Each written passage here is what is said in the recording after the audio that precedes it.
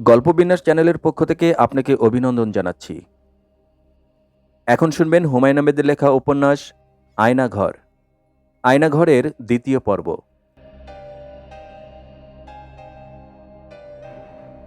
ওদের বিয়ে হতে 10 দিন লাগলো। বিয়ের লাইসেন্স বের করা এদেশে অনেক যন্ত্রণা, অনেক টেস্ট ফেস্ট করতে হয়। ডাক্তাররা আগে থেকে নিশ্চিত হয়ে নেন এই দম্পতির সন্তান বংশগত কোনো রোগের শিকার হবে না। তারপরই সার্টিফিকেট দেন। সেই সার্টিফিকেট দেখিয়ে লাইসেন্সের জন্য দরখাস্ত করতে হয়। বিয়ের পরপর লিলিয়ান ডাক্তার ভারমানের সঙ্গে দেখা করতে গেল। ডাক্তার ভারমান চশমার ফাঁক দিয়ে খানিকক্ষণ তাকিয়ে থেকে বললেন, মিস থেকে মিসেস হয়েছ? হ্যাঁ। কি করে বুঝলেন? আমার কপালে তো লেখা নেই মিসেস। অবশ্যই লেখা আছে। সেই লেখা সবাই পড়তে পারে না, আমি পারি। তুমি কি ওই ছেলেটাকেই বিয়ে করেছ? হ্যাঁ। দুঃস্বপ্ন এখন নিশ্চয়ই দেখছো না? জি না, দেখছি না। শুনে খুব খুশি হলাম। মনস্তত্ত্ববিদ্যা যে একটা বড় বিদ্যা তা কি বুঝতে পারছো? পারছি। ভবিষ্যতে যদি কোনো সমস্যা হয় তাহলে আমার কাছে আসবে। তবে আমার মনে হয় ভবিষ্যতে আর কোনো সমস্যা হবে না। যদি হয় তুমি নিজে তার সমাধান করতে পারবে। পারবে না? হ্যাঁ, পারবো। তোমার হাসি খুশি মুখ দেখে ভালো লাগছে। সত্যিকার হাসি মুখ অনেকদিন দেখি না। চারিদিকে ভেজাল হাসি দেখি। হাসির ভেজালও আপনি ধরতে পারেন? অবশ্যই পারি। আমার নিজের মুখের যে হাসিটি ঝুলিয়ে রাখি তা হচ্ছে ভেজাল হাসি। 100 ভাগ ভেজাল। তুমি তোমার জীবনে ভেজাল হাসিকে আসতে দিও না। মনে কষ্ট পেলে কাঁদবে। মনের কষ্ট চাপা দেওয়ার জন্য হাসির ভান করার কোনো প্রয়োজন নেই। আমি আপনার উপদেশ মনে রাখব, ডক্টর ভারমান। ডক্টর ভারমানের উপদেশের জন্যই হয়তো দেশ থেকে মার চিঠি পেয়ে লিলিয়ান সারাদিন কাঁদল। চিঠিটি তিনি মেয়ের বিয়ের সংবাদ পাওয়ার পর লিখেছেন। সংক্ষিপ্ত চিঠি। যদিও লিলিয়ানের মার হাতে লেখা, তবু লিলিয়ান জানে এই চিঠি তার বাবা লিখে দিয়েছেন। মা শুধু দেখে দেখে কপি করেছেন। কপি করতে গিয়েও মার বানান ভুল হয়েছে। বাবা সেই সব বানান শুদ্ধ করেছেন। লিলিয়ান, তোমার বিবাহের সংবাদ পাইয়াছি। আনন্দে উল্লসিত হই নাই। তুমি নিশ্চয়ই তা আশাও করো না। তুমি খুব ভালো করে জানো তুমি আমাদের সবার অতি আদরের ধন ছিলে। তোমাকে নিয়ে আমাদের স্বপ্নের অন্ত ছিল না। তুমি সব স্বপ্নের অবসাদ ঘটাইয়াছ। আমি তোমাকে দোষ দেই না। ঈশ্বরের হুকুম ছাড়া কিছুই হয় না। এক্ষেত্রেও তার ইচ্ছাই প্রতিফলিত হইয়াছে। আমি তোমার এবং তোমার স্বামীর সুখ সুন্দর জীবন কামনা করি। যে সুখের জন্য তুমি আমাদের পরিবারের সকলের সুখ তুচ্ছ করিয়াছ, ঈশ্বর যেন সেই সুখ তোমাকে দেন, ইহাই আমাদের সকলের কামনা। এখন তোমাকে কিছু কথা বলি, মন দিয়ে শোনো। তোমার বাবা পরিবারের সদস্য হিসাবে তোমাকে গ্রহণ করিবার ব্যাপারে অনিচ্ছা প্রকাশ করিয়াছে। আমাদের সকলেরই সেই মত অভিমত। সর্বসম্মত সিদ্ধান্ত অনুযায়ী তোমাকে বর্জন করা হইয়াছে। ইহাতে মনে কষ্ট পাইও না। তুমি সকলকে ত্যাগ করিয়া একজনকে পাইতে চাহিয়াছ। ঈশ্বর তোমার সেই প্রার্থনা পূর্ণ করিয়াছে। এখন থেকে বাড়িতে আর তোমার নাম উচ্চারিত হইবে না। তোমার ব্যবহারী জিনিস, তোমার ফটোগ্রাফ সমস্তই নষ্ট করিয়া দেওয়া হইয়াছে। তুমি আমাদের সহিত কোনোরকম যোগাযোগ রাখিবার চেষ্টা করিবে না। যোগাযোগ করার চেষ্টার অর্থই হইবে আমাদিগকে কষ্ট দেওয়া এবং নিজে কষ্ট পাওয়া। ঈশ্বর তোমার মঙ্গল করুন। ঈশ্বরের নিকট তোমার প্রসঙ্গে ইহাই আমাদের শেষ প্রার্থনা। তোমার হতভাগিনী মা। পুনশ্চ, মা, তোমার দুঃস্বপ্ন দেখা কি বন্ধ হইয়াছে? লিলিয়ানের ধারণা চিঠির শেষের পুনশ্চ অংশটি মার লেখা। মা বাবাকে না জানিয়ে এই বাক্যটি লিখেছেন। কেন মায়েরা এত ভালো হয়? কেন হয়?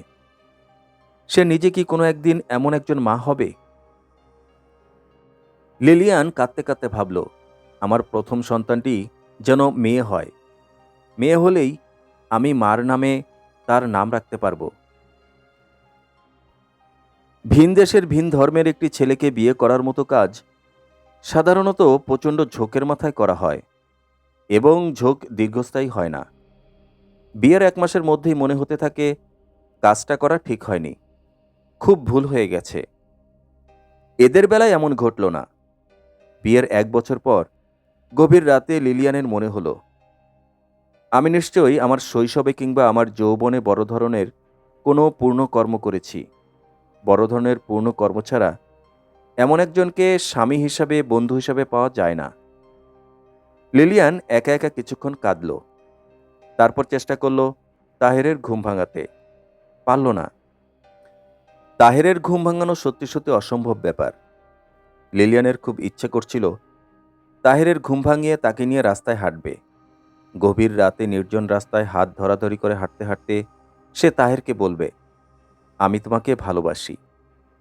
তোমার জন্য আলাদা করে রাখা এই ভালোবাসা কখনো নষ্ট হবে না, কক্ষনো না। বিয়ের 1.5 বছরের মাথায় তাহের 5th এভিনিউতে একটি বাড়ি নিল। বিশাল ডুপ্লেক্স। একতলায় খাবার ঘর, বসার ঘর, লাইব্রেরি কাম স্টাডি রুম এবং একটি গেস্ট রুম। দোতলায় 4টা শোবার ঘর। এত বড় বাড়ি তাদের কোনো প্রয়োজনই নেই। কিন্তু তাহের ছোট বাড়ি নেবে না। ছোট বাড়িতে নাকি তার দম বন্ধ হয়ে আসে। ছোট বাড়ি নেবার কথা বলতেই তাহের হাসতে হাসতে বলেছিল, আমার পূর্বপুরুষরা খুব বড় বড় বাড়িতে থাকতেন, বুঝলেন বিদেশিনী? কাজেই আমিও বড় বাড়িতে থাকব। বেতন যা পাই সেখান থেকে টাকা আলাদা করে রাখব। বছর 15 পর সেই টাকায় 10 একর জায়গা নিয়ে এমন একটি বাড়ি বানাবো যে তোমার আক্কেল গুরুম হয়ে যাবে। হাসপাতালের জুনিয়র ডাক্তার হিসাবে তাহের যা পায় তা তার জন্য যথেষ্ট। জমানো তো দূরে থাকুক, মাস শেষে সে শেষ কোয়ার্টারটাও খরচ করে শুকনো মুখে লিলিয়ানকে বলে, লিলি, তোমার কাছে কি গোটা $20 হবে? তখন তাহেরের শুকনো মুখের দিকে তাকিয়ে লিলিয়ানের চেঁচিয়ে বলতে ইচ্ছে করে, I love you, I love you. সে অবশ্যই চেঁচিয়ে বলে না, মনে মনে বলে, যেন তাহের কখনো ধরতে না পারে। যেমন ধরা যাক, তাহের কফির পেয়ালা হাতে নিয়ে বলে, বাহ, তুমি তো এক্সিলেন্ট ক্যাপুচিনো কফি বানাতে শিখে গেছো। এসো তোমার একটা কফি শপ চালু করি। কফি শপের নাম হবে লিলিয়ানস ক্যাপুচিনো।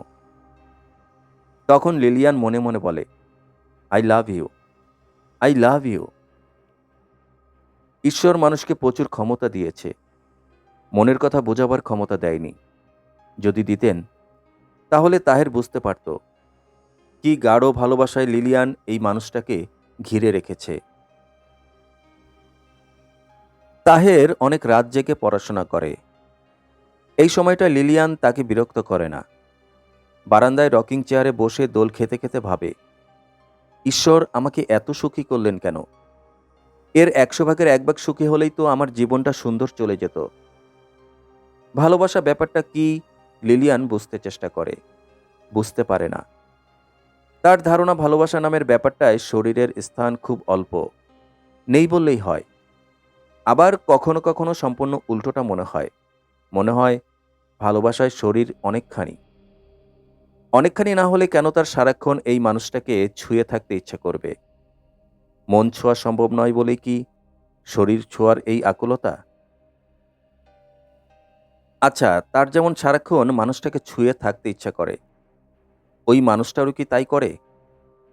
সরাসরি জিজ্ঞাসা করতে লজ্জা করে।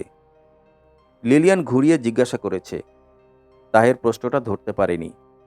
যেমন লিলিয়ান একদিন জিজ্ঞাসা করল, তাহের, আমরা যখন বাগানে হাঁটি, অর্থাৎ আমরা যখন পাশাপাশি হাঁটছি, তখন তোমার কোন দিকে হাঁটতে ভালো লাগে? অর্থাৎ আমার পাশাপাশি হাঁটতে ভালো লাগে, না আমার আগে, না পেছনে পেছনে? তাহের গম্ভীর হয়ে বলেছে, মাই ডিয়ার বিদেশিনী, আমার বাগানে হাঁটতে ভালো লাগে না। আমার ভেতরে বাগান ভীতি আছে। আমার গ্রামের বাড়ির চারপাশে বাগান। ওই বাগানে একবার আমাকে সাপে তাড়া করেছিল, সেই থেকে বাগান ভীতি। আচ্ছা ধরো বাগানে না, রাস্তায় হাঁটছি, তখন? মাই ডিয়ার বিদেশিনী, রাস্তায় হাঁটতেও আমার ভালো লাগে না। আমেরিকায় রাস্তাগুলো হাঁটার জন্য নয়, গাড়ি নিয়ে চলার জন্য। লিলিয়ান দীর্ঘ নিঃশ্বাস ফেলে বলেছে, তুমি সবসময় আমাকে বিদেশিনী বলো কেন? তুমি বিদেশি মেয়ে, এই জন্য বিদেশিনী বলি। বিদেশি মেয়ে বলে কি তোমার মনে কোনো ক্ষোভ আছে? বিন্দুমাত্র ক্ষোভ নেই। খুব অস্পষ্টভাবে হয়তো আছে, এত অস্পষ্ট যে তুমি নিজেও জানো না। যদি থাকে তাহলে তুমি কি করবে? তোমার সেই ক্ষোভ, সেই হতাশা দূর করার চেষ্টা করব। কিভাবে করবে? প্রথমে আমি তোমার ভাষা শিখব। বাংলা ভাষা শিখবে? হ্যাঁ, নিতান্তই অসম্ভব ব্যাপার। বাংলা ভাষা হচ্ছে পৃথিবীর কঠিন ভাষাগুলোর চেয়েও কঠিন। হিব্রু বাংলা ভাষার তুলনায় শিশু। কেন বাজে কথা বলছো? মোটেও বাজে কথা বলছি না। ইংরেজি এস অক্ষরের ধ্বনির কাছাকাছি আমাদের 3টে অক্ষর আছে, তালবস্য, দন্তাস্য, প্যাটকাটা মূর্ধন্যাস্য। আবার জেড, জেড অক্ষরের কাছাকাছি আছে আমাদের 3টে অক্ষর, বরিগাজ্য, উনত্রিস্তজ্য এবং ঝ। এরকম সব ভাষাতেই আছে। আমাদের আরও অদ্ভুত ব্যাপার স্যাপার আছে। যেমন ধরো, আমার শীত লাগে, এর একরকম মানে। আবার আমার শীত শীত লাগে, এর অন্যরকম মানে। শীত শব্দ দুবার ব্যবহার করা মাত্র অর্থ বদলে গেল। সে দারুণ কঠিন ব্যাপার। কঠিন ব্যাপার হলে তুমি আমাকে সাহায্য করো। পাগল হয়েছ? আমি নিজেই বাংলা জানি না, তোমাকে সাহায্য করব কি? ম্যাট্রিকে বাংলা ফার্স্ট পেপারে 36 পেয়েছিলাম, কানের পাশ দিয়ে গুলি গিয়েছিল। তার মানে তুমি আমাকে সাহায্য করবে না? না। না কেন? আমি তার প্রয়োজন দেখছি না। আমি দেখছি। তুমি যে ভাষায় কথা বলো আমি সে ভাষা জানবো না, তা হতে পারে না। আমি তোমাকে ভালোবাসি, কাজেই আমি তোমার ভাষায় কথা বলতে চাই। আমিও তোমাকে ভালোবাসি। তার মানে এই না যে রাত জেগে আমাকে তোমার গ্রিক ভাষায় কথা বলতে হবে। আমার ভাষা কিন্তু গ্রিক না। সব ভাষাই আমার কাছে গ্রিক ভাষা। আমি তো তোমাকে আমার ভাষা শিখতে বলছি না। আমি শুধু বলছি তোমার ভাষা শেখার ব্যাপারে তুমি আমাকে সাহায্য করো। ফাইন, সাহায্য করব। ভাষা শেখা ছাড়া আর কি কি জিনিস শিখতে চাও? একবারে বলো। আমি তোমাদের দেশের রান্না শিখতে চাই। আর কি? তোমাদের দেশের রীতিনীতি, আদব কায়দা, ভাষা ভাষা নয়, খুব ভালো মতো শেখা, যেন তুমি কোনোদিন দীর্ঘ নিঃশ্বাস না ফেলে বলো, কেন যে বিদেশি একটা মেয়ে বিয়ে করলাম।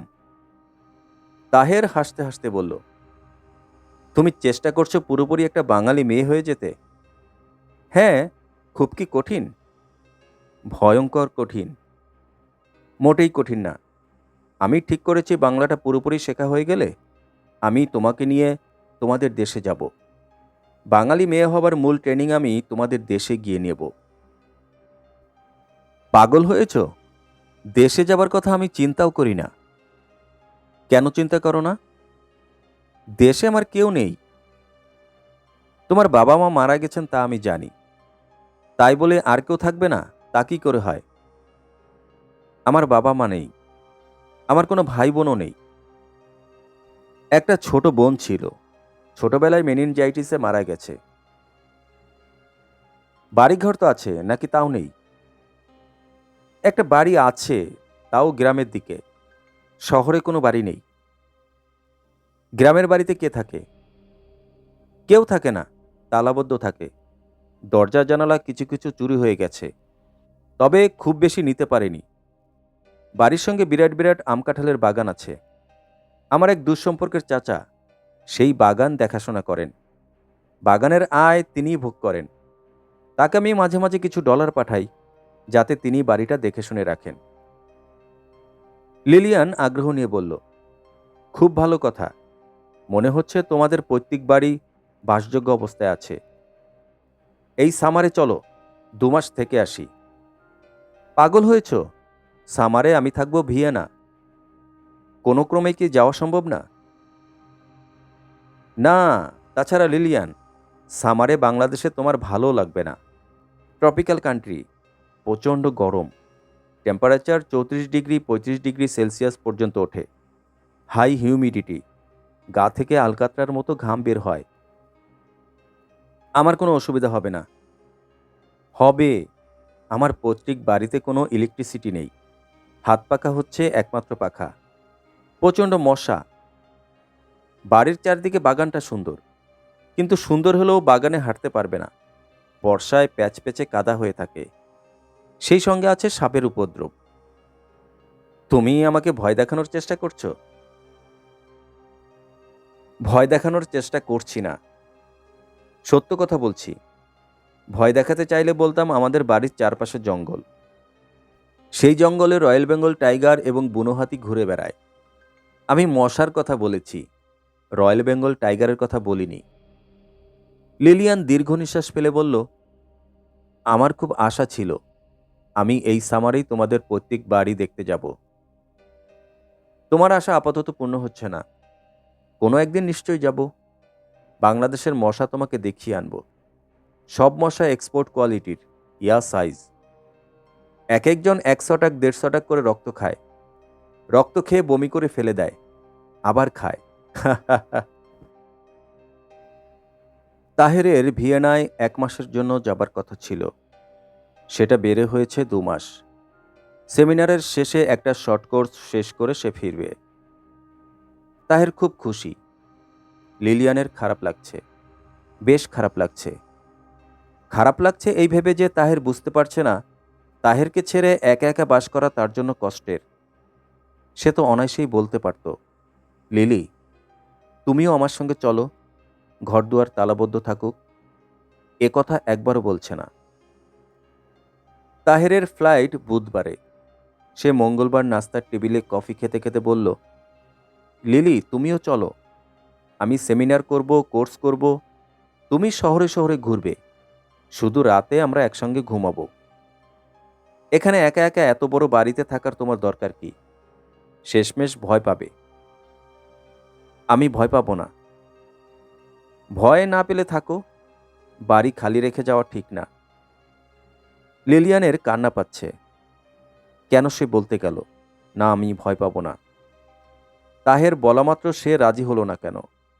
এখন কি সে বলবে, আমি একা একা এখানে থাকতে চাচ্ছি না, আমি তোমার সঙ্গে যাব, তুমি আমার জন্য একটা টিকিট করো? না, তা বলা সম্ভব না। এমন ছেলে মানুষই কিছু সে করতে পারবে না। লিলিয়ান, হুম, তুমি স্বীকার না করলেও আমি বুঝতে পারছি 2 মাস একা একা থাকা তোমার জন্য কষ্টকর হবে।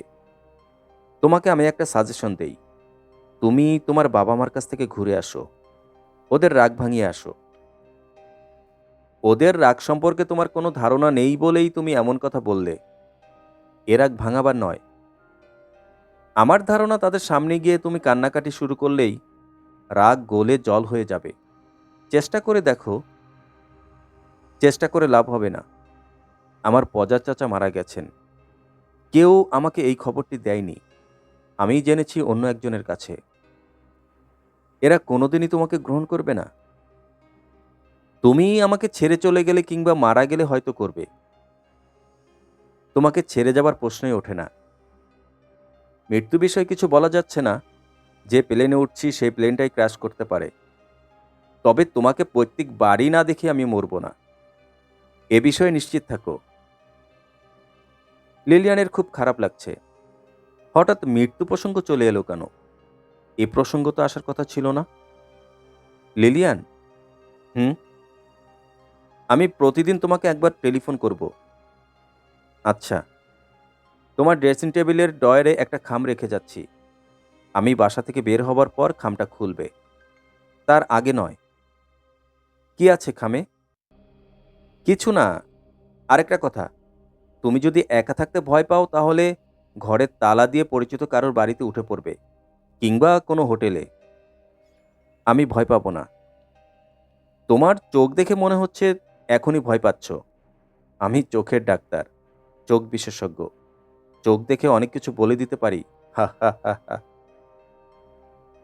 লিলিয়ান তাহরির দিকে তাকিয়ে মনে মনে বলল, আই লাভ ইউ। লিলি, হুম, এই 2 মাসে তুমি এই দয়া করে একটি কাজ করবে, গাড়ি চালানোটা শিখে নেবে। এটা কোনো কঠিন ব্যাপার না। ড্রাইভিংয়ের যে কোনো একটা স্কুলে ভর্তি হয়ে নেবে। গাড়ি চালানো জানলে তুমি আমাকে এয়ারপোর্ট পর্যন্ত নামিয়ে দিয়ে আসতে পারতে। দুজন গল্প করতে করতে যেতাম। এখন যাব ক্যাবে করে। বিশ্রী ব্যাপার। তাহের ঘর থেকে বের হওয়া মাত্র লিলিয়ান ড্রয়ার খুলল। সেখানে একটা চিঠি। চিঠিতে লেখা, প্রিয় লিলি, খামের ভেতর একটা ভিয়েনা যাবার ওপেন টিকিট আছে। টিকিটটা তোমার জন্য। যখন ইচ্ছে করবে তুমি চলে আসবে। আমি জোর করেই তোমাকে নিয়ে যেতাম, যাইনি, কারণ আমি সারাদিনই থাকবো ব্যস্ত। তুমি একা একা হোটেলে বসে থাকবে। নিজের স্বার্থে তোমাকে কষ্ট দিতে ইচ্ছে করল না। এর চেয়ে ওপেন টিকিটই ভালো। এখানে একা একা থেকে ক্লান্ত হয়ে পড়লে চলে আসবে। তখন ভিয়েনার হোটেলে বসে বিরক্ত হলেও আমাকে দোষ দিতে পারবে না, কারণ তুমি এসেছো নিজের আগ্রহে। লিলিয়ান সঙ্গে সঙ্গেই ট্রাভেল এজেন্টকে ফোন করল। যদি বুকিং পাওয়া যায়, সম্ভব হলে আজই। ট্রাভেল এজেন্টের রোবট গলায় মেয়েটি বলল, আগামী 15 দিন বুকিং পাওয়ার কোনো সম্ভাবনা নেই। সামারে ইউরোপে যাবার টিকিট কনফার্ম করা কঠিন। দল বেঁধে ট্যুরিস্টরা যাচ্ছে। তবে তোমাকে আমি ওয়েটিং লিস্টে রেখে দিচ্ছি। কিছু পাওয়া গেলে জানাবো। অনেকদিন পর লিলিয়ান একা একা ঘুমোতে গেল এবং আশ্চর্য, অনেকদিন পর ভয়ঙ্কর স্বপ্নটা সে আবার দেখল। এবারের স্বপ্ন আরও স্পষ্ট, যেন স্বপ্ন না, পুরো ব্যাপারটা বাস্তবে ঘটে যাচ্ছে। সে দেখল বিশাল প্রাচীন শ্যাওলা পড়া একটা অট্টালিকা। সে সিঁড়ি বেয়ে উঠছে, লোহার পেঁচানো সিঁড়ি। সে উঠেই যাচ্ছে, সিঁড়ি শেষ হচ্ছে না। হঠাৎ সিঁড়ি শেষ। নিচে নামতে চেষ্টা করল। কি আশ্চর্য, নিচে নামার ব্যবস্থা নেই। সে এখন কি করবে? তাহেরের কথা শোনা যাচ্ছে। সে অনেক দূর থেকে ডাকছে। তার গলার স্বর ক্ষীণ, প্রায় অস্পষ্ট। লিলিয়ান, লিলিয়ান, তুমি কোথায়? আমি এখানে। তুমি আমাকে বাঁচাও। আমি ভয়ঙ্কর বিপদে পড়েছি। ওরা আমাকে মেরে ফেলতে চাইছে। তুমি আমাকে বাঁচাও। আমি নামতে পারছি না। আমি আটকে পড়ে আছি। আমাকে বাঁচাও, লিলিয়ান, আমাকে বাঁচাও। আমি আটকে পড়ে আছি। সিঁড়ি দুলছে, প্রচণ্ড শব্দে দুলছে। দোলনতে লোহার রেলিং খুলে আসছে। অনেক দূর থেকে তাহেরের অস্পষ্ট স্বর কানে আসছে। খুব বাতাস দিচ্ছে। বাতাসের কারণে কিছু শোনা যাচ্ছে না। লিলিয়ান জেগে উঠল। ঘড়িতে 1:10 বাজে। লিলিয়ান বাকি রাতটা বারান্দায় রকিং চেয়ারে বসে কাটালো। ডক্টর ভার্মান চশমার ফাঁক দিয়ে তাকিয়ে আছেন। লিলিয়ানের মনে হলো তিনি হাসি চেপে রাখার চেষ্টা করছেন। যে কোনো মুহূর্তে হেসে ফেলবেন, হাসবেন তাহেরের মতো শব্দ করে। লিলিয়ান খুব লজ্জায় পড়বে। সেরকম কিছু হলো না। ডক্টর ভার্মান হাসলেন না। চোখ থেকে চশমা খুলে কাঁচ মুছতে মুছতে বললেন, তুমি আবার দুঃস্বপ্ন দেখেছ? হ্যাঁ, মাঝে মাঝে দুঃস্বপ্ন দেখা তো খুব স্বাভাবিক ব্যাপার লিলিয়ান। আমরা সুন্দর স্বপ্ন যেমন দেখি, দুঃস্বপ্নও দেখি।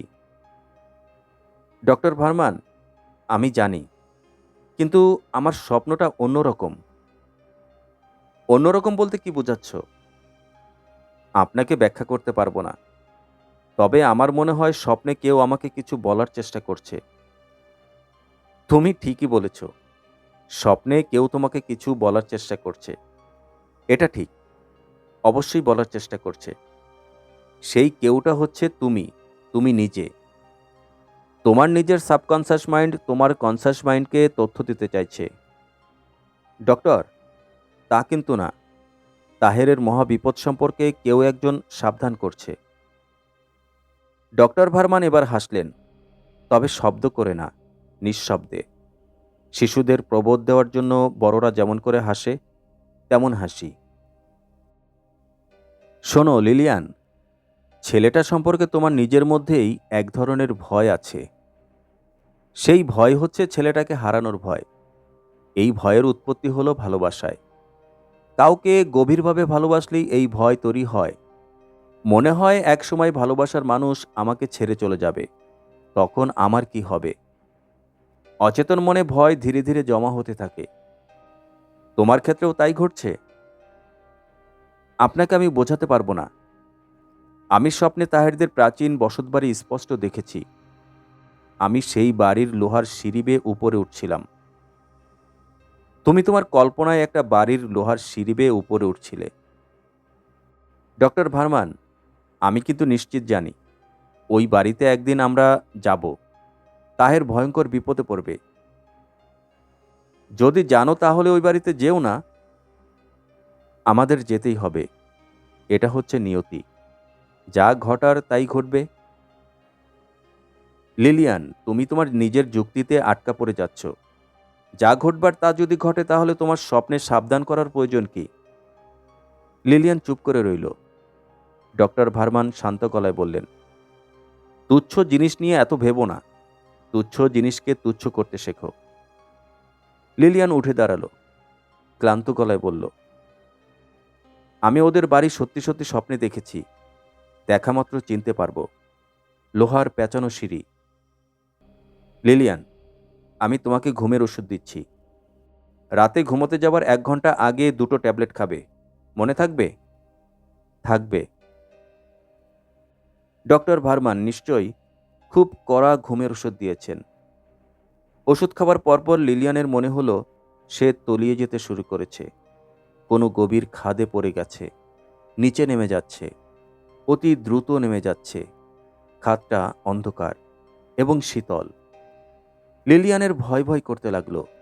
মনে হয় এই ঘুম বুঝি আর তার ভাঙবে না। কেউ ভাঙাতে পারবে না। সে বিরাট এই বাড়িতে মরে পড়ে থাকবে। কেউ জানবে না। ক্রিং ক্রিং ক্রিং। কিসের শব্দ? টেলিফোন না। কেউ এসে কলিং বেল টিপছে। নাকি গির্জার ঘণ্টার শব্দ? তাদের বাড়ির কাছেই ক্যাথলিক চার্চ। ওরা মাঝে মাঝে ঘণ্টা বাজায়। কেউ মারা গেলে ঘণ্টা বাজায়। কে মারা গেছে? তাহের? তাহেরের কি কিছু হয়েছে? প্লেন দুর্ঘটনার খবর তো কেউ দেয়নি। টিভি খোলা আছে। প্লেন দুর্ঘটনা হলে বলতো। প্লেন দুর্ঘটনার খবর টিভি খুব ফলাও করে প্রচার করে। ট্রেন বা বাস দুর্ঘটনার কথা কোনো পাত্তা পায় না। এর কারণ কি? ক্রিং ক্রিং ক্রিং। লিলিয়ান টেলিফোন তুলে ক্লান্ত গলায় বলল, হ্যালো। ওপাশ থেকে তাহেরের গলা পাওয়া গেল। হ্যালো লিলিয়ান, আমি। তুমি কেমন আছো? ভালো। গলা শুনে তো মনে হচ্ছে ভালো না। অসুখ বিসুখ হয়েছে নাকি? না, ঘুম পাচ্ছে। এখনই ঘুম পাচ্ছে কেন? রাত তো বেশি হয়নি। কটা বাজে তোমাদের ওখানে? 10টা। 10টা তো তেমন রাত না। তুমি ঘুমে কথা বলতে পারছো না। ব্যাপার কি? আমি ঘুমের ওষুধ খেয়েছি। কেন? কয়েক রাত ধরে আমার ঘুম হচ্ছে না। আমি দুঃস্বপ্ন দেখছি। ও আচ্ছা। লিলিয়ান জড়ানো স্বরে বলল, তোমাকে একটা জরুরি কথা জিজ্ঞাসা করি। খুব জরুরি। আচ্ছা, তোমাদের গ্রামের বাড়িটা বিশাল না? হ্যাঁ, বিশাল। হঠাৎ এ প্রসঙ্গ কেন? কারণ আছে। এখন বলো। তোমাদের বাড়ির বাইরের দিকের ছাদ পর্যন্ত লোহার পেঁচানো সিঁড়ি আছে না? না, নেই। আগে এক সময় ছিল, এখন নেই। কখনোই ছিল না। কোনো কালেও ছিল না। সিঁড়ির কথা এলো কেন? এখন কথা বলতে পারবো না। খুব ঘুম পাচ্ছে। Hello Lilian, hello. Lilian telephone নামিয়ে রেখে সোফার উপর ঘুমিয়ে পড়ল। আবার ঘুম ভাঙল টেলিফোনের শব্দে। লিলিয়ান জড়ানো গলায় বলল, hello. Mrs Lilian? Yes. United travel agency থেকে বলছি। আপনি ভিয়েনার বুকিং চেয়েছিলেন। আগামীকাল বুকিং পাওয়া গেছে। লন্ডন, ফ্র্যাঙ্কফুর্ট হয়ে ভিয়েনা। লন্ডনে এক রাত থাকতে হবে। কোথায় থাকব? এয়ারপোর্ট হোটেলে। এয়ারপোর্টের কাছেই। আচ্ছা, এই হোটেলে কি পেঁচানো লোহার সিঁড়ি আছে? ম্যাডাম, আপনি কি বলছেন বুঝতে পারছি না। লিলিয়ান টেলিফোন রেখে আবার ঘুমিয়ে পড়ল। ঘুমের মধ্যে সেই পেঁচানো সিঁড়ি আবার দেখল। সে সিঁড়ি বেয়ে নামছে, অতি দ্রুত নামছে। সিঁড়ি কাঁপছে, মনে হচ্ছে পড়ে যাবে। লিলিয়ান ঘুমের মধ্যেই ফুপিয়ে ফুপিয়ে কাঁদতে লাগল। তাহেরের নার্ভ শক্ত, শুধু শক্ত না, বেশ শক্ত। চরম বিপদেও তার মাথা ঠান্ডা থাকে। ভিয়েনায় সে কোনো বিপদের মধ্যে নেই, সুখে আছে বলা চলে। সেমিনার চলছে, পেপার পড়া হচ্ছে, তবে আড্ডা হচ্ছে তার চেয়ে বেশি। প্রতি সন্ধ্যায় ককটেল পার্টি, হইচই, নাচানাচি। তাহের এই হইচইয়ে নিজেকে মেশাতে পারছে না। মনে হচ্ছে তার ইস্পাতের নার্ভেও মরিচা ধরে গেছে। গত রাতে এক ফোঁটা ঘুম হয়নি। এরকম অদ্ভুত ঘটনা তাহেরের জীবনে খুব বেশি ঘটেনি। বিছানায় যাবার আগে তার ঘুম এসে পড়ে। তার অনিদ্রার কারণ লিলিয়ান। লিলিয়ানের সমস্যাটা সে ঠিক ধরতে পারছে না। টেলিফোনে পেঁচানো সিঁড়ির কথা কেন জিজ্ঞাসা করল? তাহেরকে এত আগ্রহ করে কেনই বা সে বিয়ে করল? আমেরিকান মেয়েগুলোর কাছে বিয়ে এবং ডিভোর্স খুবই ডাল ভাত। 24 ঘন্টার পরিচয়ে তারা বিয়ে করে ফেলে, আবার 1 সপ্তাহ পর ছাড়াছাড়ি। দুজন দুজনকে গিয়ে অন্য দুজনকে খোঁজে।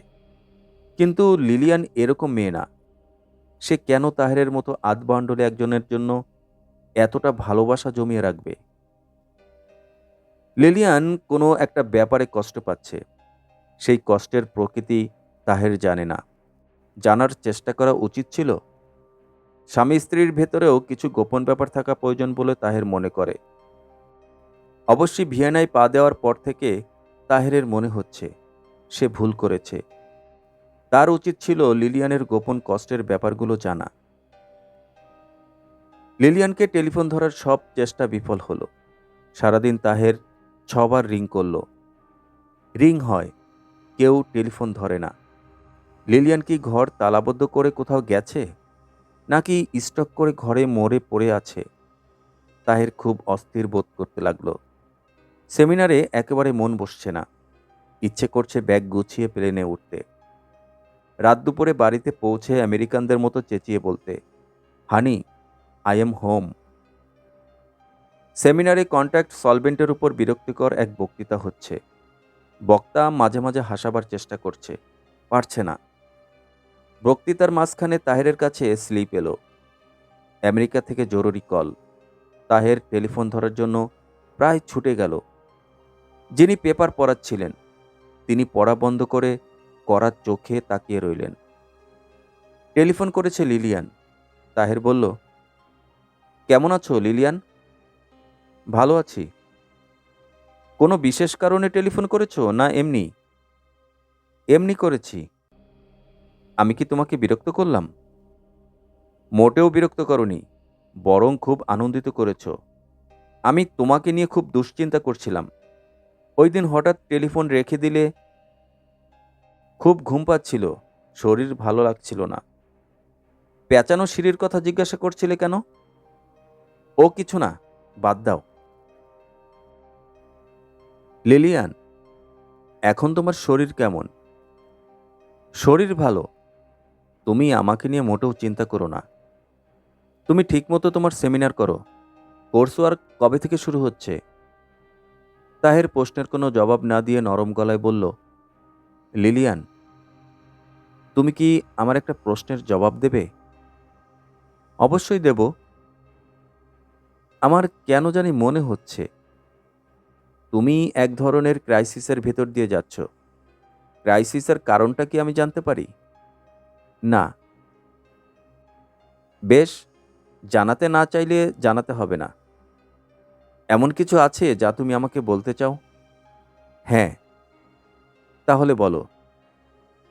I love you. অন্য সময় হলে তাহের হো হো করে হেসে ফেলত। আজ পারল না। তার অসম্ভব মন খারাপ হয়ে গেল। টেলিফোন নামিয়ে রেখে সে দুটো কাজ করল। প্রথম কাজ, কোর্স কোঅর্ডিনেটরকে বলল, আমার একটা সমস্যা দেখা দিয়েছে, আমি আমেরিকা ফিরে যাচ্ছি। দ্বিতীয় কাজ, ট্রাভেল এজেন্সিতে টেলিফোন করে বলল, আমি আমার স্ত্রীকে নিয়ে 2 মাস ঘুরে বেড়াবো, খুব ইন্টারেস্টিং একটা ট্যুর প্ল্যান তুমি আমাকে করে দাও। ট্যুর প্ল্যানে সমুদ্র, পাহাড়, অরণ্য, এই 3টি জিনিসই থাকতে হবে। আমার বিয়ের পর একসঙ্গে বাইরে কোথাও যায়নি, এটা হবে আমাদের হানিমুন ট্যুর। অ্যাডভেঞ্চার চাও না স্মুথ প্ল্যান চাও? 2 চাই। ট্যুর প্ল্যানে হোটেলের ব্যবস্থা থাকবে? হ্যাঁ, থাকবে। ইকোনমি হোটেল নাকি expensive hotel? Expensive hotel. Economy হোটেলে আমি থাকতে পারি না, দম বন্ধ হয়ে আসে। কোন মহাদেশে ঘুরতে চাও?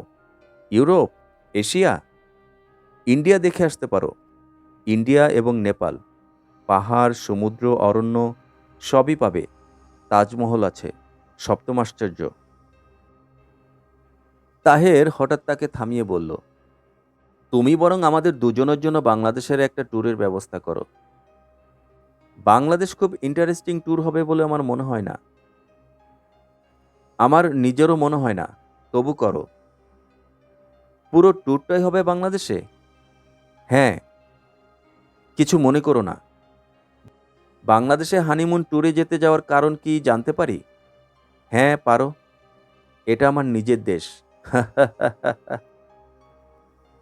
অনেকদিন পর তাহের প্রাণ খুলে হাসল।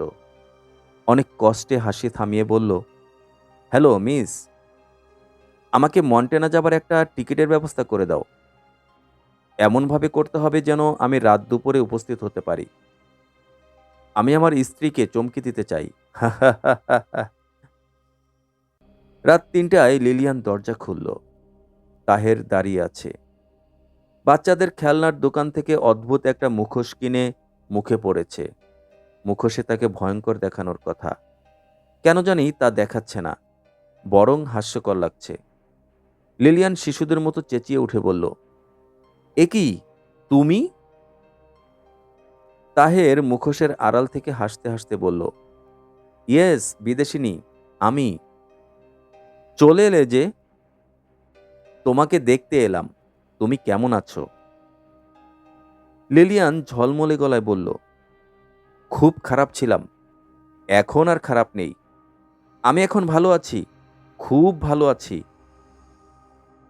ভালো থাকলে চমৎকার করে কাপিচুনো কফি বানাও, প্রচুর ফেনা যেন হয়, এবং জিনিসপত্র গোছাতে শুরু করো। আমরা কোথায় যাচ্ছি? আমরা যাচ্ছি বাংলাদেশের একটি জেলা নেত্রকোনায়। নেত্রকোনা থেকে নান্দাইল রেল স্টেশন বলে অখ্যাত একটা রেল স্টেশনে। সেখান থেকেও 20 মাইল দূরে অতি দুর্গম একটি স্থানে, যেখানে আমার পূর্বপুরুষরা বোকার মতো বিশাল বিশাল অট্টালিকা তৈরি করে রেখেছিল। সেই অট্টালিকার ধ্বংসাবশেষ তোমাকে দেখিয়ে নিয়ে আসব। ওই অঞ্চলে পৌঁছাতে হলে যেসব যানবাহনে আমরা চড়ব সেসব হচ্ছে প্লেন, রেল, নৌকা, মহিষের গাড়ি, সর্বশেষ হন্টন। হন্টন মানে কি? হন্টন মানে আমি বলবো না। বাংলাদেশে যাচ্ছ, কাজেই এখন থেকে কথাবার্তা হবে বাংলায়। তুমি বুঝতে পারলে ভালো কথা, বুঝতে না পারলে নেই। এত দ্রুত কথা বললে বুঝবো কি করে? স্লোলি বলো, আমি সবই বুঝবো। বাংলা এমনই ভাষা, যা স্লোলি বলা যায় না, অতি দ্রুত বলতে হয়। দ্রুত কথা বলা শিখে নাও। আমাদের দেশের লোকজন কাজকর্ম করে ঢিল মাতালে, কিন্তু কথা বলে দ্রুত। রেল, নৌকা, মহিষের গাড়ি এবং হন্টনের কথা বলা হলেও ট্রেন থেকে নেমে সরাসরি নৌকা নিয়ে বাড়ির ঘাটে যাওয়া যায়। ঘাটের নাম ইন্দার ঘাট, গ্রাম তিলতলা। তাহের নৌকা নিয়েছে, ঠাকরানো থেকে ইন্দার ঘাট যাবে। 2 মাঝির নৌকা। 2 মাঝির একজনের বয়স 10-11, সে আবার দার্শনিক প্রকৃতির। বেশিরভাগ সময় আকাশের দিকে তাকিয়ে থাকে, প্রশ্ন করলে মুখ অন্যদিকে ঘুরিয়ে নেয়। তার নীরবতা অন্যজন পুষিয়ে দেয়। একটা কথা জিজ্ঞাসা করলে 10টা কথা বলে। তাহের বলল, কতক্ষণ লাগবে? বালক মাঝি উত্তর দিল না। মুখ ঘুরিয়ে নিল। বালক মাঝির বাবা হাসি মুখে বলল, এক টানে লইয়া যামু, এক টানের মামলা। টান দিতে পারবেন না তো? আপনার নিজের অবস্থা দেখছি কাহিল। ছেলেটাও নিতান্তই শিশু। বিছানা করে দিতাছি, শুইয়া ঘুমান। ইন্দারঘাট ঘুম থেকে ডাইক্কা তুলমু। সাথের মেম সাহেব আপনার কি লাগে? আমার স্ত্রী। গত বছর একজন মেম সাহেব দেখছিলাম, হাফ প্যান্ট পরা, নবীনগর হাটবারে মোটরসাইকেল নিয়ে আসছে, একটা কুমড়া কিনছে। কুমড়া এরা খুব ভালো পায়, শখ করে খায়। আপনি নৌকা ছাড়ার ব্যবস্থা করুন তো দেখি। সব ব্যবস্থা হইতাছে। নূর মিয়ার নৌকায় উঠছেন, আর চিন্তার কিছু নাই। নৌকা ছাড়ার পর মনে হলো চিন্তার অনেক কিছুই আছে। নূর মিয়া নিজে কিছুই করছে না, হাল ধরে বসে আছে। বাচ্চা ছেলে একা দাঁড় টেনে নিয়ে যাচ্ছে। 10 মাইল পথ যেতে দীর্ঘ সময় লাগবে। দিনে দিনে পৌঁছানোর আশা মনে হচ্ছে ছেড়ে দিতে হবে। লিলিয়ান খুব আগ্রহ নিয়ে নদী দেখছে। তার কেমন লাগছে বোঝা যাচ্ছে না। কালো চশমায় তার চোখ ঢাকা। তাহের বলল, কেমন লাগছে লিলিয়ান? খুব ভালো লাগছে, অদ্ভুত লাগছে। আশা করি খুব অল্প সময়ের মধ্যে এই জার্নি শেষ হবে না। না, এই জার্নি বলতে গেলে অনন্তকাল ধরে চলবে। তুমি ইচ্ছে করলে ঘুমিয়ে পড়তে পারো। আমি ঘুমাবো না। খিদে পেয়েছে? না। স্টেশনে কিছু খেয়ে নেওয়া দরকার ছিল। অল্পক্ষণের মধ্যেই খিদে পেয়ে যাবে। তখন নদীর পানি ছাড়া আর কিছুই খেতে পারবে না। নুরু মিয়া তাদের দিকে তাকিয়ে হাসি মুখে বলল, খাওয়া দাওয়া নিয়ে কোনো চিন্তা করবেন না। বসিরহাট বাজারে নৌকা ভিড়ামু, বাজার সদাই কইরা রান্দা চাপামু, খাওয়া দাওয়া শেষ কইরা বেলাবেলি চইলা যামু ইন্দারঘাট। এক টানের মামলা। তাহের দীর্ঘ নিঃশ্বাস ফেলল। তার কাছে মনে হচ্ছে নূর মিয়া খুব যন্ত্রণা করবে। তাদের প্রতিটি কথায় সে অংশগ্রহণ করবে, নিজস্ব মতামত দেবে। রান্নাবান্নায় অনেক সময় নষ্ট করার পরিকল্পনাও নূর মিয়ার আছে বলে মনে হচ্ছে। স্যার, আপনার পরিবার বাংলা কথা কয়? হুম। ওই মোটরসাইকেলের মেম সাহেবও বাংলা কথা কয়। কুমড়া কিনতে গিয়া পরিষ্কার বলছে, কুমড়ার দাম কত? ঠিকমতো নৌকা চালান নূর মিয়া, বেশি কথা বলার দরকার নেই। এইটা স্যার আমার বলতে হবে না। বেশি কথার মধ্যে নূর মিয়া নাই। দেশটা নষ্ট হইতেছে অধিক কথার কারণে। লিলিয়ান ইংরেজিতে বলল, আহা, বেচারা কথা বলতে এত পছন্দ করে, আর তুমি তাকে কথা বলতেই দিচ্ছ না। বলুক না, কি ক্ষতি তাতে? আমার তো ওর কথা শুনতে খুব ভালো লাগছে। বুঝতে পারছো? কিছু কিছু পারছি। যত কথা শুনবো ততই আরো বেশি বুঝতে পারবো। তুমি এক কাজ করো, নূর মিয়ার সঙ্গে বসে গল্প করো, আমি ঘুমিয়ে পড়ি। চারিদিকে অসহ্য সুন্দর, এর মাঝখানে তুমি ঘুমিয়ে পড়বে? কাব্যভাব আমার একেবারে নেই লিলি। আমি মানুষটা পাথর টাইপ, অনুভূতি শূন্য। আমি কি এই অনুভূতি শূন্য মানুষটির কাছে একটা আবেদন রাখতে পারি? হ্যাঁ, পারো। আমেরিকায় ফিরে গিয়ে কি হবে? চলো, আমরা এখানেই থেকে যাই। তাহের সিগারেট ধরাতে ধরাতে বলল, এই জঙ্গলে থেকে যেতে চাও? হ্যাঁ, চাই। তোমার মাথা থেকে পোকাগুলি দূর করো লিলিয়ান। তুমি আমার গ্রাম দেখতে চেয়েছিলে বলে তোমাকে নিয়ে যাচ্ছি। সেখানে আমরা থাকবো বেশি হলে 3 দিন। তারপর বাংলাদেশের সুন্দর সুন্দর জায়গাগুলো তো ঘুরে বেড়াবো। কক্সবাজার, সুন্দরবন, সিলেট। তারপর যাব নেপাল। হিমালয় কন্যা নেপাল দেখার পর আমেরিকা ফিরে যাব। লিলিয়ান ছোট্ট একটা নিঃশ্বাস ফেলে শান্ত গলায় প্রায় ফিসফিস করে বলল, আমার একটা অদ্ভুত কথা মনে হচ্ছে। আমার মনে হচ্ছে আমাদের দুজনের কেউই এই জায়গা ছেড়ে কোনোদিনও অন্য কোথাও যেতে পারবো না। বাকি জীবনটা আমাদের এখানেই থেকে যেতে হবে। তারা ইন্দারঘাট পৌঁছালো সন্ধ্যার পর। কাকতালীয়ভাবেই পূর্ণিমা পড়ে গেছে, চাঁদ উঠেছে। তবে চাঁদের আলো এখনো জোরালো হয়নি। গাছপালায় সব কেমন ভুতুড়ে অন্ধকার। তাহের বলল, হাত ধরো লিলিয়ান, বনের ভেতর দিয়ে যেতে হবে। একসময় এটা ছিল সুন্দর বাগান, এখন পুরোপুরি ফরেস্ট। হালুম শব্দ করে বাঘ বের হয়ে এলেও অবাক হব না। এখনও বের হচ্ছে না কেন, সেও এক রহস্য। বাড়ি দেখে লিলিয়ান একই সঙ্গে মুগ্ধ ও দুঃখিত হল। বিশাল অট্টালিকা, কিন্তু অন্তিম দশা। বাড়ির পলেস্তার খসে খসে পড়ছে, দক্ষিণ দিকের দেয়াল ধসে পড়েছে, পুরো বাড়ি ঘন শ্যাওলায় ঢাকা, দোতলায় ওঠার সিঁড়ি ভাঙা, রেলিং ধসে গেছে।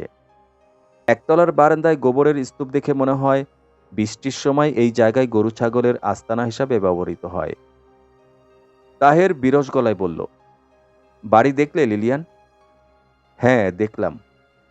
কোনো কমেন্ট করতে চাও? চাই। করে ফেলো। এই বাড়ি আমার চেনা, আমি এই বাড়ি আগে দেখেছি। তোমাকে আমি লোহার পেঁচানো সিঁড়ির কথা বলেছিলাম, তুমি বলেছিলে এইরকম সিঁড়ি নেই। সেই সিঁড়ি কি এখন দেখতে পাচ্ছ? স্বপ্নে আমি অবিকল এই সিঁড়ি, এই বাড়ি দেখেছি। লোহার সিঁড়ি তাহেরের চোখে পড়ল। বাড়ির যে অংশ ধসে পড়েছে, সিঁড়িটা সেই দিকে। সিঁড়ির গা ঘেঁষে তেঁতুল পাতার মতো চিকন পাতার একটা গাছ। তাহের বলল, আমি এই বাড়িতে খুব ছোটবেলায় থেকেছি, এই কারণে সিঁড়ি চোখে পড়েনি। যাই হোক, তুমি দাবি করছো এই বাড়ি তুমি স্বপ্নে দেখেছ? হুম। স্বপ্নের সব ভাঙা বাড়ি একই রকম হয়। লিলিয়ান ক্লান্ত গলায় বলল, হয়তো হয়। তাহেরের দুঃসম্পর্কের চাচা ইস্কান্দার আলী তার 2 ছেলেকে সঙ্গে নিয়ে এসেছেন, হাতে হারিকেন। এই গরমেও ইস্কান্দার আলীর গায়ে চাদর, পরনে লুঙ্গিটা সিল্কের, চিকচিক করছে, সঙ্গে ছেলে দুটির গায়ে গেঞ্জি।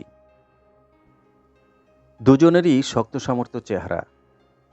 এরা কোনো কথা বলছে না, এক দৃষ্টিতে তাকিয়ে আছে লিলিয়ানের দিকে। তাকানোর ভঙ্গি শালীন নয়। তাহের একবার ভাবল ধমক দিয়ে বলে, এভাবে তাকিয়ে আছো কেন? বলল না, নিজেকে সামলে নিল। চাচার দিকে তাকিয়ে বলল, বাড়ির অবস্থা তো শোচনীয়। ইস্কান্দার আলী কাশতে কাশতে বললেন, পুরান বাড়ি, এর সে ভালো হইব কেমনে? ভাইঙ্গা যে পড়ে নাই, এইটাই তো আল্লাহর রহমত। ঠিকঠাক করার জন্য তো প্রতি মাসে টাকা পাঠাই। প্রতি মাসে পাঠাও না, মাঝে মধ্যে পাঠাও। অবস্থা যা দেখছি তাতে মনে হয় না বাড়িতে থাকা যাবে। থাকতে পারবা, 2 তলার কয়েকটা ঘর পরিষ্কার কইরা থুইছি। থাকা যাবে? হ, যাবে। সাথের এই মাইয়া কি তোমার স্ত্রী? হ্যাঁ। খিরিস্তান বিবাহ করেছ? হ্যাঁ। মেয়ে দেখতে সুন্দর আছে? বিবাহ করছো, ভালো করছো। খিরিস্তান বিবাহ করা জায়েজ আছে। নবী করিম নিজেও একটা খিরিস্তান মেয়ে বিবাহ করেছিলেন। বাবুর্চির ব্যবস্থা করতে লিখেছিলাম, ব্যবস্থা করেছেন? গ্যারাম দেশে বাবুর্চি পামু কই? আমার ঘরে রান্দা হইব, টিফিন বক্সে কইরা তোমারে খানা দিয়া যাব। তোমরা থাকবা কয়দিন? এখনো বলতে পারছি না।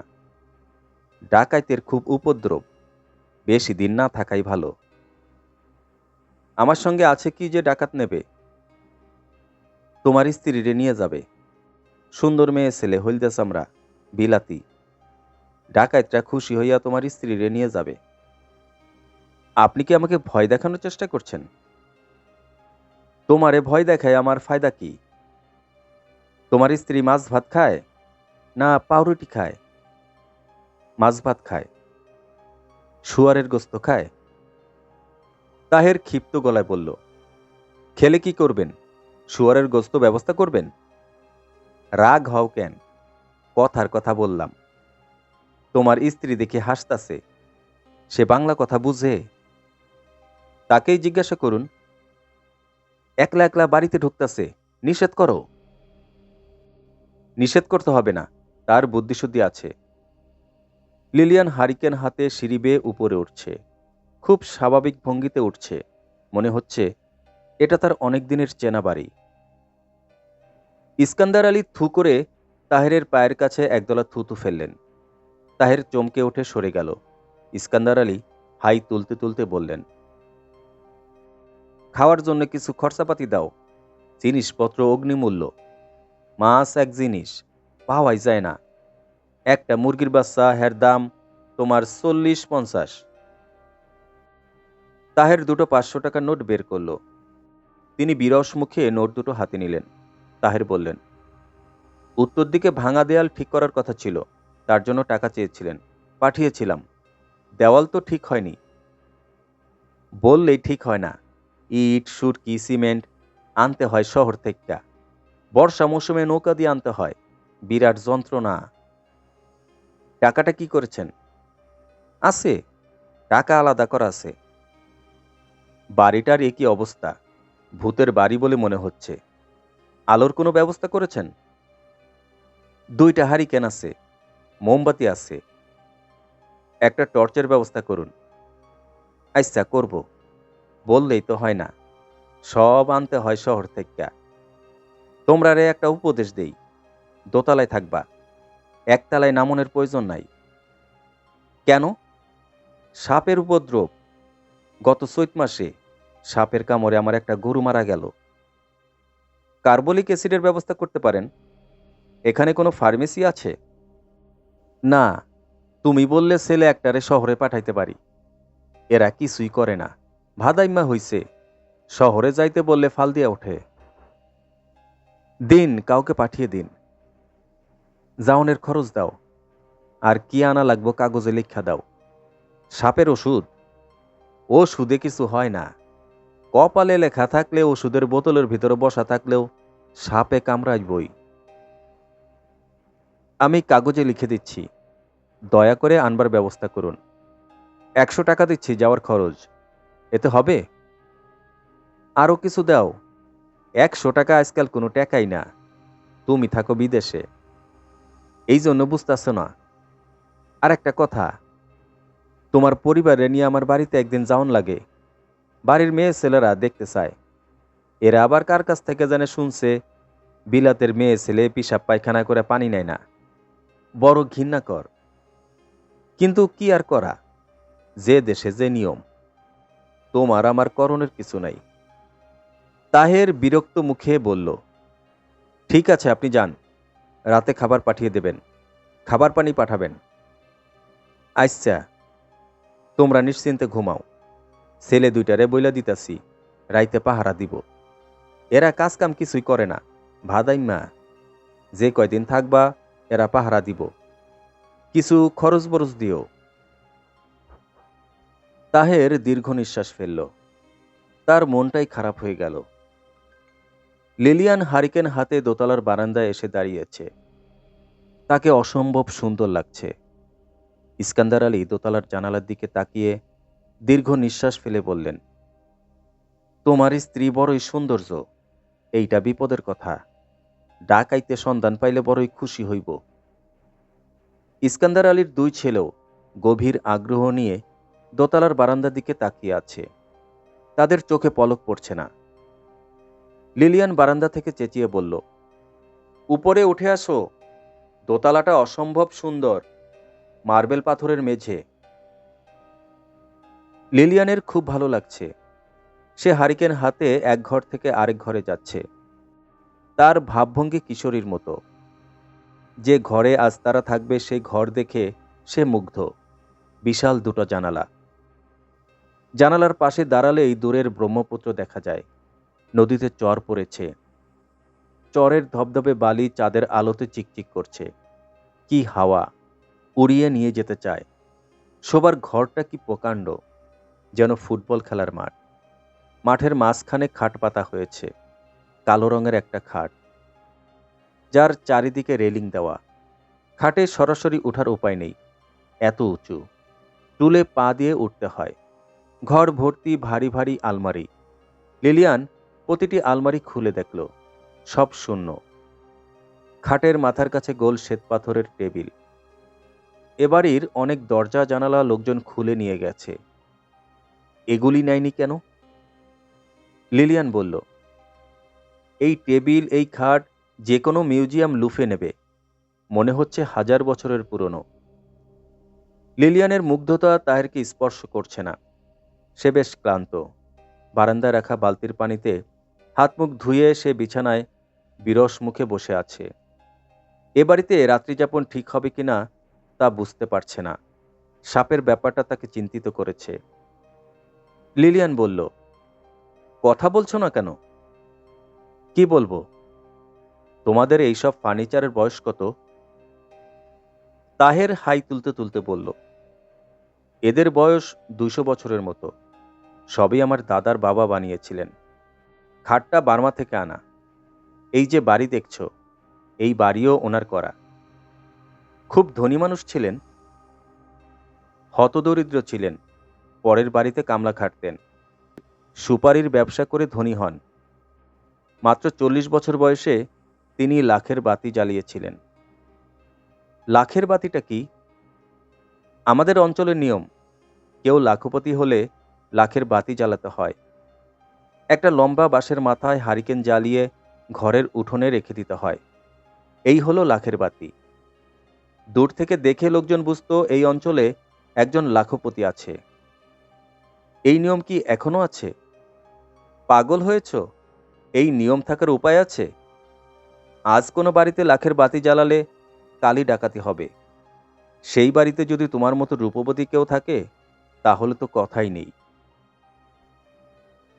আমার মনে হয় এই বাড়িতে এসে তোমার ভালো লাগছে না। এখন পর্যন্ত ভালো লাগার মতো কোনো কারণ ঘটেনি। আমার কাছে কিন্তু অসাধারণ লাগছে। ভাঙা বাড়ি অসাধারণ লাগছে? পুরনো বাড়ি ভাঙা তো থাকবেই।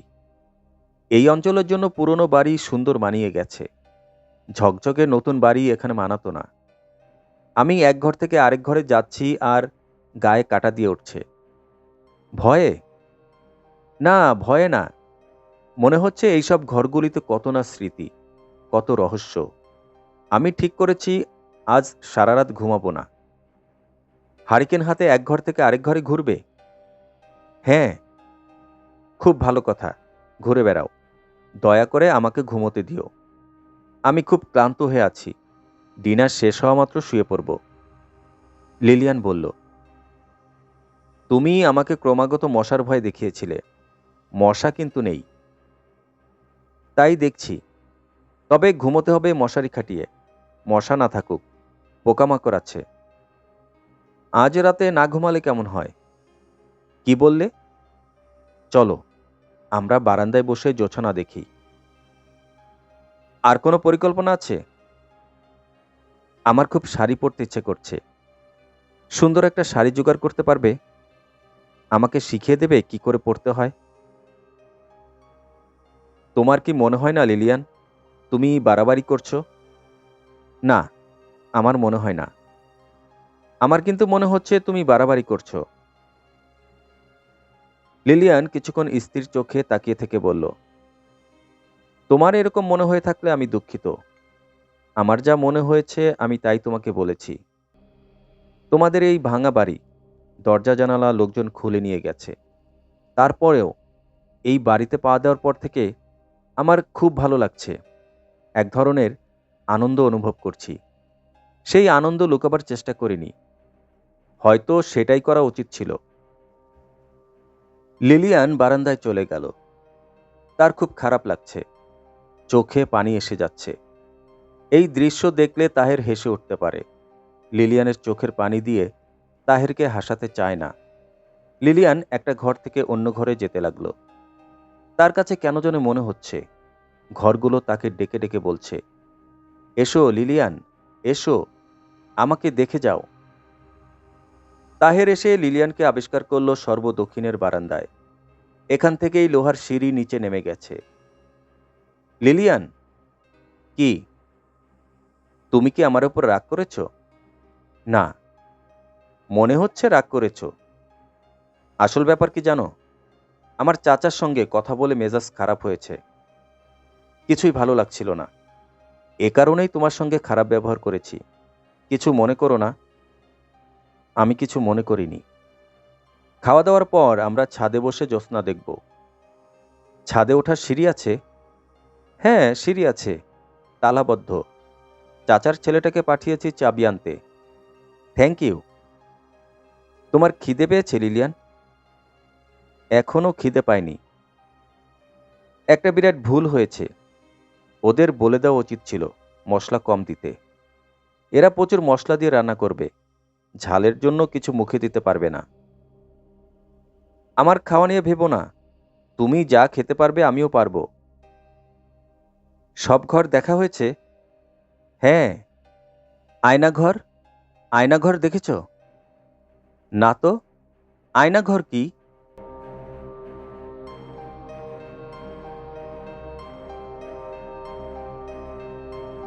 আপনাকে অসংখ্য ধন্যবাদ এতক্ষণ সাথে থেকে উপন্যাসটি উপভোগ করার জন্য। উপন্যাসটির দ্বিতীয় পর্ব শেষ করে তৃতীয় পর্বের আমন্ত্রণ জানাচ্ছি। উপন্যাসটির মূল কাহিনী হচ্ছে তৃতীয় পর্বে, তাই কেউ মিস করবেন না। তাছাড়া আমার এই চ্যানেলে অসংখ্য জনপ্রিয় সব গল্প এবং উপন্যাস আপলোড দেওয়া রয়েছে, ইচ্ছে করলে শুনে আসতে পারেন। আর যদি আপনি এখনও আমার চ্যানেলটি সাবস্ক্রাইব করে না থাকেন, তাহলে প্লিজ চ্যানেলটি এখনই সাবস্ক্রাইব করে বেল বাটনটি অন করে রাখতে ভুলবেন না।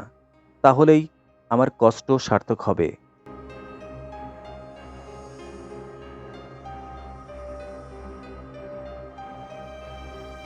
তাহলে বন্ধুরা, আর কথা নয়, কথা হবে উপন্যাসটির তৃতীয় পর্বে।